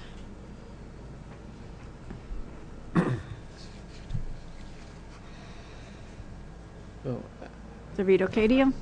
No, it is rough, but if that's how we said it, then Okay. unfortunately, that's the way the minutes have to Okay, show. okay. But to clarify that, though, I understand what we were trying to say. Does anyone Okay. have any questions to what we were trying to say? I mean, we're saying that they're going to be a motorbike. We're going to consider them a motorbike, and they're not going to be allowed on properties that disallow motorbikes, and they're not going to be allowed on trails for properties. So we have some properties that allow motorbikes, and they'll be allowed there, but they're not going to be allowed on the trails that are Okay, non-motorized. so we'll just leave it as is then. So it's a I just caught this one. On page 8, line 13.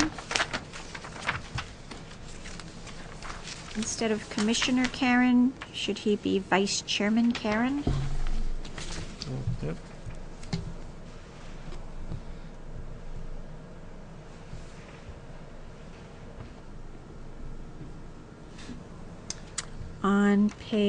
Also on page 8, line 47, it's the Spalding Foundation is Spaulding, and I did Google that and confirm it. We had a correction in the last meeting minutes to correct the way it was spelled. In the last when the Eagle Scout was here, he corrected the spelling, saying it is spelled differently. I don't know if he added the U or removed it.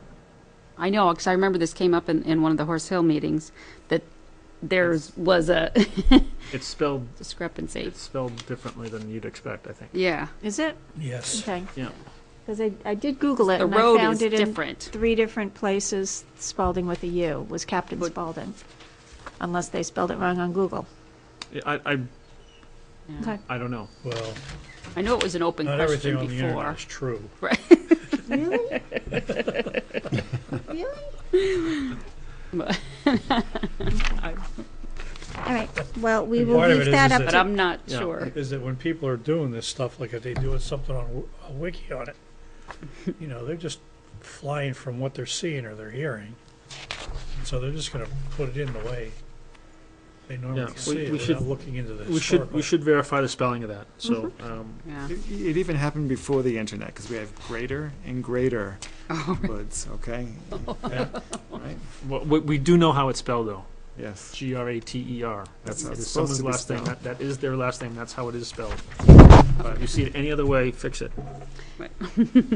I'm just flipping through because I did notice actually when I was typing up minutes for the non-public, I did notice on the October 3rd that she had Commissioner Karen too, where it should have been So- Vice Chair. I think technically it's still accurate. Absolutely. Is He's it? still Okay. he's still one that we're all still Commission. commissioners. Okay. regardless of the role. Okay. So.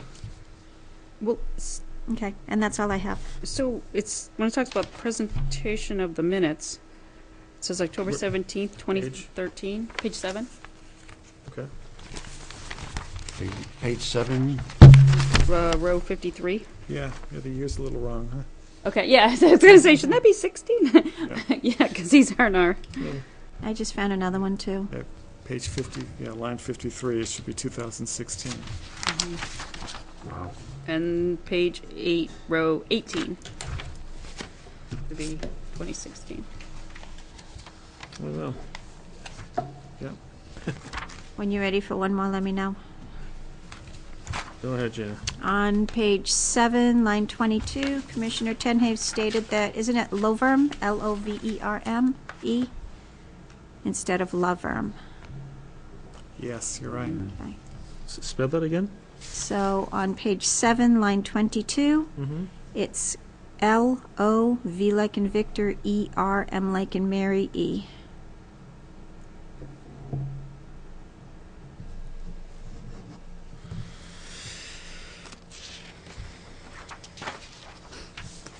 Tim, do you have any more? No, I don't. Okay. Mike? And do not? All right, I got one question. Starting on page 3, line 38. What? I believe is she Miss Weatherby or Mrs.? I guess it doesn't even matter, but I think it's line 38, page 3. Isn't Wendy Mrs. a little bit? I guess it doesn't really matter. Technically, she is married, yeah.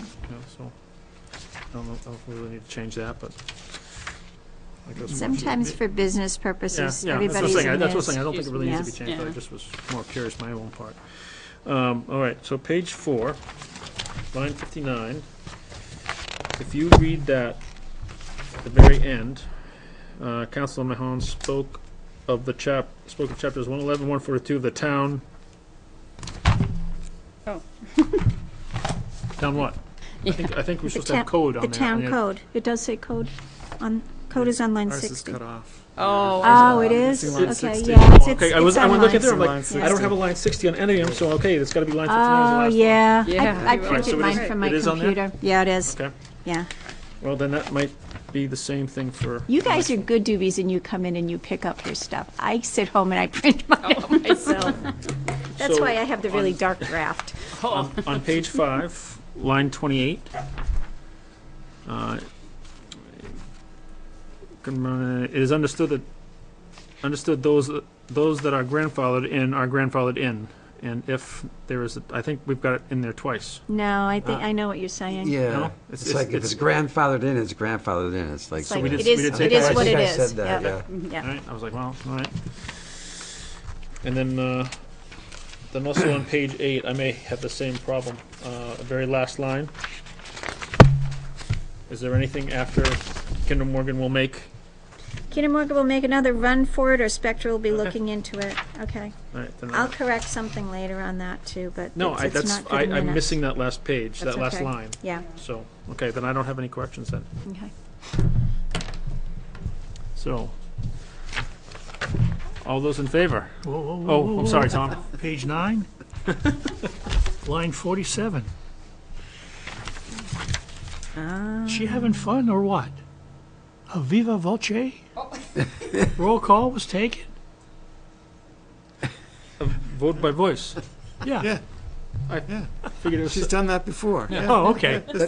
Yeah, All right. Oh, probably does that to your meetings, too. Were you waiting for Frank Sinatra to start singing? No, I know what it means. I remember enough Latin, even though I was told I would never get into the academic program at high school because of my Latin.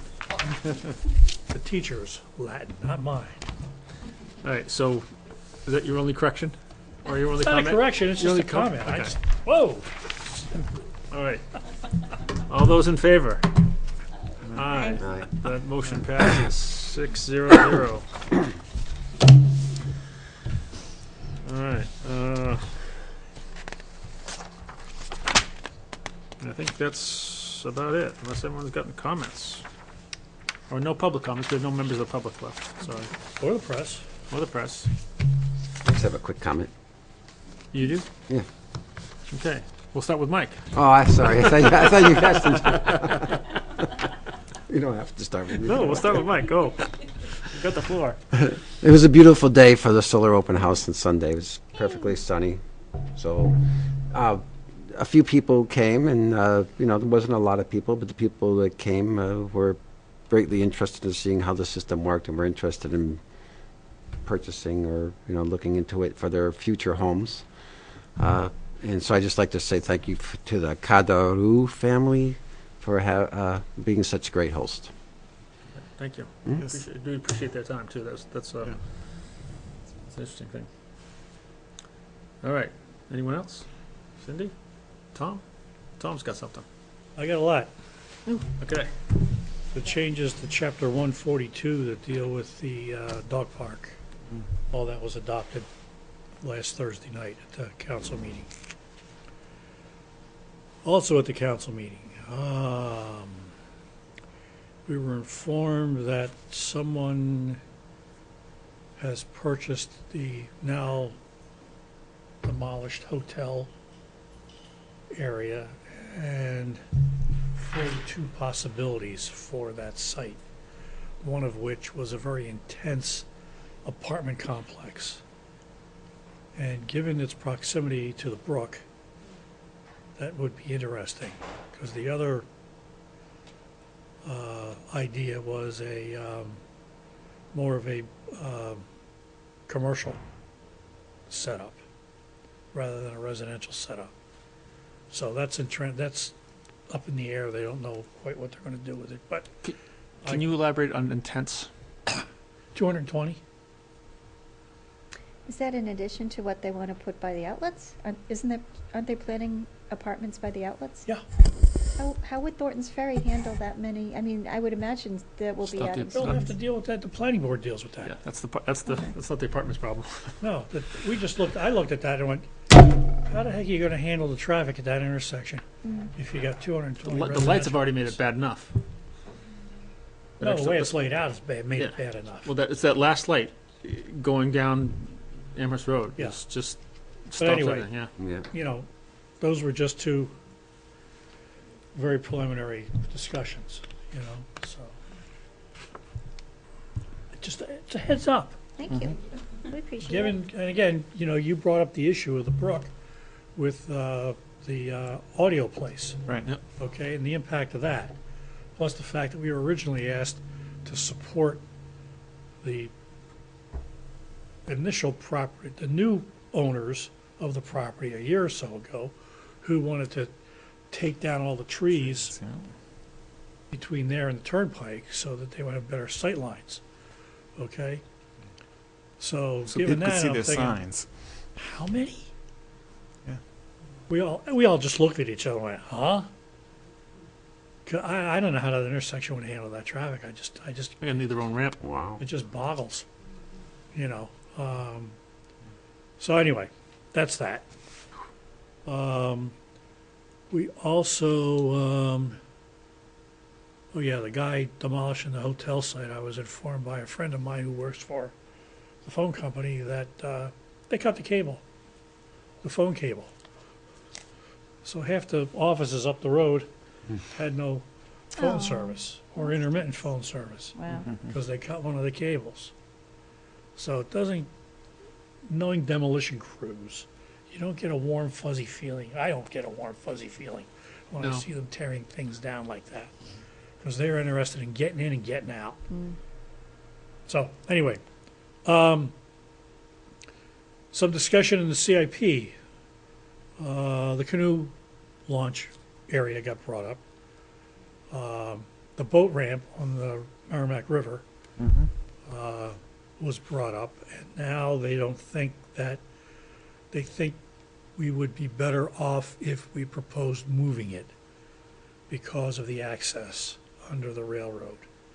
It's just too constraining on trying to get something done. But again, this is something that's going to be a year, maybe 2 years or 3 years out because of the planning and the design and the engineering and all the other stuff that goes in with it. Moving it to, They didn't say. how much more waterfront property do we own? Don't ask me. Actually, own quite a few lots along Yeah. the river, Yeah. but they're not all that accessible, so. Right, that's what I'm saying. It's not Right. really. You can get to, yeah. Yeah. So, Yeah. all right, guys. The other thing that came up was Greens Pond Road is now on the list for a significant upgrading, like paving it, which will turn it into a racetrack. A shortcut, yeah. Yeah. Okay. So now they're concerned about the sedimentation and the runoff and all the other stuff that goes with it, and they think hopefully that would solve some of those issues or take care of some of those issues. I was going to bring it up with them anyway, because I've been Right. driving back and forth over and going, hey, wait a minute, this is getting crazy. Well, the people who live along that road, their cars are inundated with dust all the Yeah. time. That car, I think there were houses and stuff. Yeah. You know, you go to this summer with the lack of rain. I mean, even if you see people creeping slowly along the road, and there's just dust plumes. Because right now, you know, you're taking your life in your hands if you go over 20 miles an hour, even if it's been just regraded. Yeah. Okay, you pave it, and it'll be, Put speed bumps? huh? Could you put Well, speed you would bumps? have to do, Well, but you know what? Every road, every road that's paved, people speed on. It's no different than Like, any other spots, you yeah. know. Tinker Road was Anyway. Right, yeah. well, right. Tinker Road was a nice little road, now it's repaved, and people, they go faster. They went fast on it before though. They did. Yeah. Did any of you watch the council meeting, or have you seen the video of the council meeting? No, not that. I would direct your attention to the discussion of the administrative code update Oh, required by the charter. yes. Oh, it's that Okay. time again, huh? Yes, it is. Yes, it is. It was So quite a there will job be the the last perfect time. opportunity for this commission to bring up the e-bikes issue Yeah. as part of whatever it is, because I've been told reliably that the committees and commissions and departments and whatever are going to be informed of the changes, and that they should look at the sections that pertain to them and do the other things. What I would address your attention to is my reaction to my colleagues unilaterally deciding that I was going to be the one that's going to do it. So remind me not to run in April, right? Okay? And granted, you did the bulk of the work on that the last time, okay? Which is very appreciated, but I mean, the dog work that goes into that, it'll be a lot easier because we weeded out a lot of crap that was in there. But there's still holes in it, and there's still problems.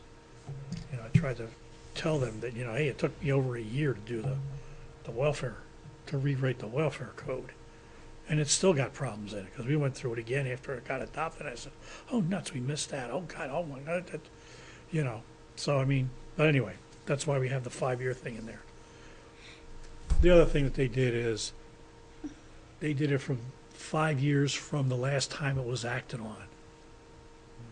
And they said, oh, there's only 31 sections that need to be reviewed now, 17 in 2 years.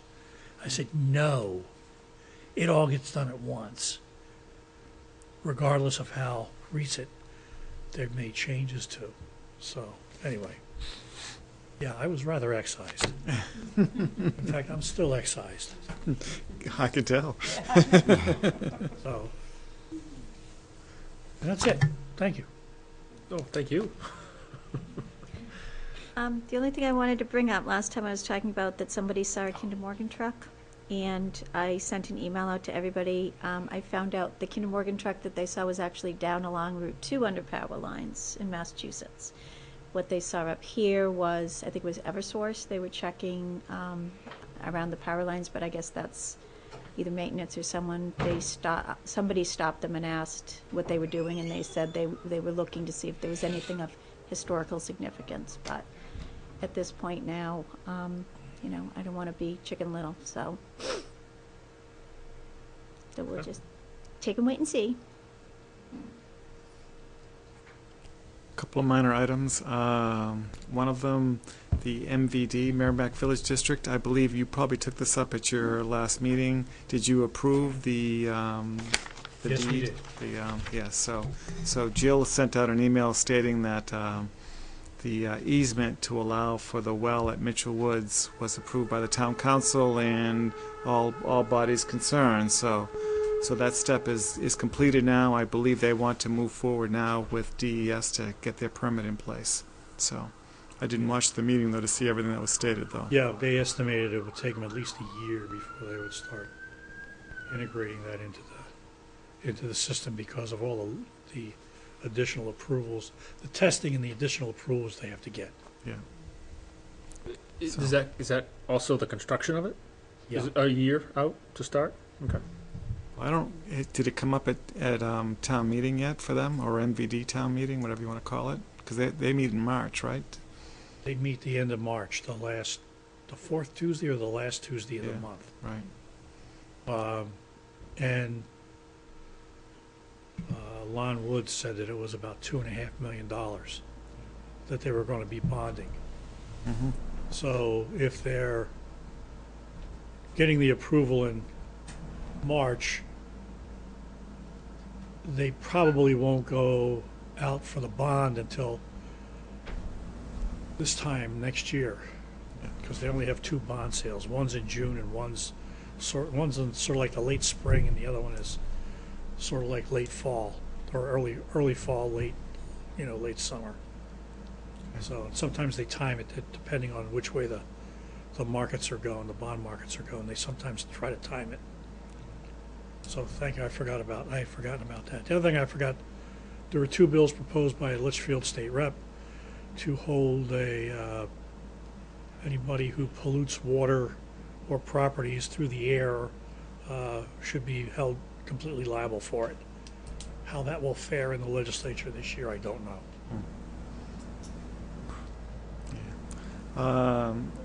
Wendy's wrapping up the changes to our new website. I got a few little tweaks going on with her. I'm assuming the commission doesn't need to go through on one more approval cycle. When it's ready to launch, we're ready to go. That was the impression I got from the last meeting, so that's the direction I'm going on. So She was going to generate a Dropbox or an Yes. email or something for us to start loading photos into? right, so she did a first cut at it. I had requested that she change it slightly to make it easier for her to identify which property the photos were from. She sent me an email today that says she's revamped it, and I will forward that info to all of you, so we can start filling her Dropbox with photos from all the properties. Good. So, yeah. So we'll see how long that Is lasts. she going to just, obviously they're coming from us, so I'm not really too concerned, Yeah. but is she just going to take what we give her and just put them She's- up? If we give them to her, she's going to assume they're good to go. Okay, so this is not an address that we can give out to the general No, public? I wouldn't do that. Okay. I would filter. So- I mean, you can have people send it to you, but eventually we do want to have something that people can provide us that we can vet, and then they get put up. Well, can they do that now to the? Yeah, they can. I've received pictures on the outdoors, Yeah. on the Yeah. outdoors thing. So they can merrimack.outdoors.org. You can upload a picture to that, the Keep in Touch form, and you can upload it. You can attach a picture and upload it there. Yeah. So So, if you have pictures of the properties, for anyone listening, any great pictures out there in the properties, feel free to send them to us. Give us your name and what property you're on and the date. yeah. Would be great, and we'll credit you and put it up on the website. So, yes, she would love to see pictures from some of our not-so-popular properties. Mitchell Woods, Wassaman Conservation Area, Fields Farm, and those kinds of things, You too. deal with video? I don't know. Because we have our fat little bobcat walking. Oh. On the Mitchell Woods, huh? You can always do a still from that, right? Yeah, but it's more fun to see little Yeah. chubby bobcat. I don't know. I got something in my backyard that my pup is going crazy over. I have a feeling video, we want to have a separate link for that or whatever, because this is part of the slideshow stuff. Right. So, I could probably turn it into a GIF But it could be. yeah. and do it that way. But All right, that's all I have. you good? All right. You Anyone? jumped the gun already. You did. Motion to adjourn? Second. All those in favor? Aye. Aye. Passes 6-0 at 8:27.